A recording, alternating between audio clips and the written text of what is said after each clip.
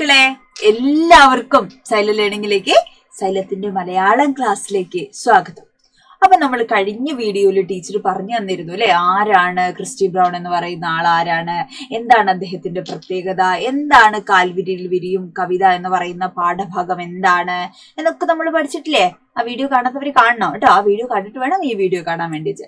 അപ്പോ ആ പാഠഭാഗത്ത് നിന്ന് ചോദിക്കാൻ സാധ്യതയുള്ള വളരെ പ്രധാനപ്പെട്ട ഒരു ചോദ്യമായിട്ടാണ് ടീച്ചർ ഇപ്പൊ വന്നിരിക്കുന്നത് കേട്ടോ.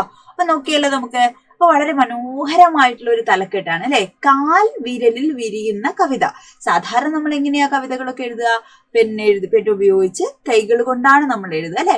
അപ്പൊ ജീവിത സാഹചര്യങ്ങൾ കൊണ്ട് കൈ ഉപയോഗിച്ച് എഴുതാൻ സാധിക്കാതെ പോയൊരു മനുഷ്യനായിരുന്നു അല്ലെ അദ്ദേഹം. അപ്പൊ അദ്ദേഹം എങ്ങനെയാണ്, അദ്ദേഹത്തിന് സാധ്യമായത് അദ്ദേഹത്തിന്റെ കാൽവിരലുകൾ കൊണ്ട് എഴുതാനാണ്. അപ്പൊ കാൽവിരലുകളിൽ കൊണ്ട് എഴുതിയിട്ടുള്ള അല്ലെങ്കിൽ വരച്ചിട്ടുള്ള മനോഹരമായിട്ടുള്ള ചിത്രശലഭങ്ങളെ പോലെ മനോഹരമായിട്ടുള്ള അല്ലെ എഴുത്തിനെയും ചിത്രങ്ങളെയും ഒക്കെയാണ് എന്ത് ചെയ്യുന്നത്, ഈ ഒരു പേര് കൊണ്ട് സൂചിപ്പിക്കുന്നത്. നമുക്ക് നോക്കിയാലോ. അപ്പൊ ചോദ്യവും അത് തന്നെയാണ്, ശീർഷകത്തിന്റെ ഔചിത്യം എന്താണ് എന്നുള്ളതാണ് ചോദ്യം. അപ്പൊ ഒന്നുകൂടെ ഓർക്കാൻ നമുക്ക്, ക്രിസ്റ്റി ബ്രൗണിന്റെ ആത്മകഥയാണ് മൈ ലെഫ്റ്റ് ഫുട്ട് എന്ന് പറയുന്ന വളരെ പ്രസിദ്ധമായ ആത്മകഥ അല്ലെ. ഈ ആത്മകഥയിലെ ഒരു ഭാഗമാണ് ഏതെന്ന് പറയുന്നത്, കാൽവിരലിൽ വിരിയും കവിത എന്ന നമ്മളുടെ പാഠഭാഗം. അപ്പൊ മടവൂർ ശശിയാണ് ഈ ഒരു കൃതി അല്ലെ മലയാളത്തിലേക്ക് ട്രാൻസ്ലേറ്റ് ചെയ്തിട്ടുള്ളത്.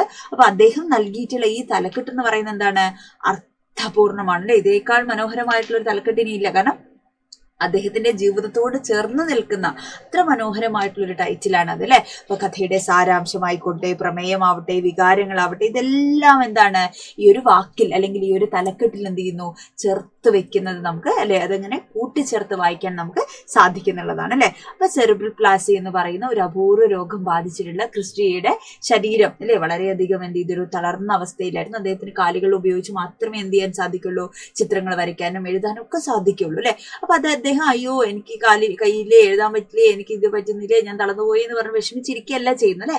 അദ്ദേഹത്തിന് പോസിബിൾ ആയ രീതിയിൽ അദ്ദേഹം എന്ത് ചെയ്യുന്നു, അദ്ദേഹത്തിന്റെ സാധ്യതകളെ അദ്ദേഹം ഉപയോഗപ്പെടുത്തുക ചെയ്യുന്നു അല്ലെ. അപ്പൊ അദ്ദേഹം എന്ത് ചെയ്യാണ്, അദ്ദേഹം കാൽവിരലിൽ ഒരു തൂലികയായി ചിത്രശാലയായിട്ട് എന്ത് ചെയ്യുന്നു, കാൽവിരലിനെ മാറ്റാണ്. നമുക്ക് പറ്റുമോ? ഒന്ന് ശ്രമിച്ചു നോക്കൂ, കാല് വിരലുകൊണ്ട് വരയ്ക്കാൻ പറ്റുമെന്ന്. അദ്ദേഹം അത്രയും പ്രസിദ്ധമായിട്ടുള്ള ചിത്രങ്ങളൊക്കെ വരച്ചിട്ടുള്ളത് കാലുകൾ ഉപയോഗിച്ചിട്ടാണ് അല്ലെ. എന്തൊക്കെ അത്ഭുതങ്ങളാണ് നമ്മളുടെ ചുറ്റും നടക്കുന്നത് അല്ലെ. എന്നിട്ടാ നമ്മൾ പറയുന്നത് അയ്യോ എനിക്ക് അല്ലെ അതില്ല, എനിക്ക് നിറം കുറവാണെന്ന് ചിലർ പറയും, ഞാൻ തടിച്ചിട്ടാണെന്ന് ചിലർ പറയും അല്ലെ. അങ്ങനെ പലതരത്തിലുള്ള അല്ലെ ഇട്ടാ പൊട്ടുന്ന ന്യായങ്ങളൊക്കെ പറഞ്ഞ് വിഷമിച്ചിരിക്കുന്ന ആളുകളൊക്കെ നമ്മൾ കാണാറുണ്ട് അല്ലെ. അപ്പൊ അങ്ങനെയുള്ള ആളുകൾ അല്ലെങ്കിൽ നമ്മൾ എല്ലാവരും അല്ലെ ജീവിതത്തില് മാതൃകയാക്കേണ്ട കുറേ മനുഷ്യര് ഇതുപോലെ നമ്മുടെ ചുറ്റുമുണ്ട് അല്ലെ. അപ്പോ ഇവിടെ ക്രിസ്റ്റി ബ്രൗണിന്റെ പ്രതിഭയും അദ്ദേഹത്തിന്റെ കാൽവിരലിലൂടെയാണ് എന്ത് ചെയ്യുന്നത്, ഇവിടെ തെളിയുന്നത് അല്ലെ. അദ്ദേഹത്തിന്റെ പ്രതിഭകൾ അദ്ദേഹത്തെ ലോകം തിരിച്ചറിഞ്ഞിട്ടുള്ളത് എങ്ങനെയാണ്, അദ്ദേഹത്തിന് കാലുകൾ കൊണ്ട് വരച്ചിട്ടുള്ള ചിത്രങ്ങളിലൂടെയാണ് അല്ലെ.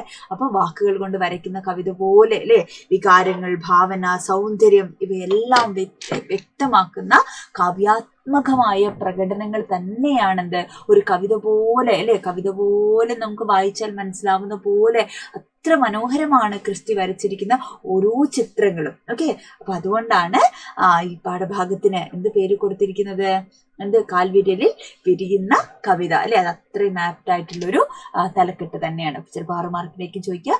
അടിപൊളിയായിട്ട് എന്ത് ചെയ്യണം മക്കൾ, ആ ശീർഷകത്തിന്റെ ഔചിത്യം എഴുതണം. എഴുതില്ലേടാ? ഉറപ്പല്ലേ? എഴുതില്ലേ?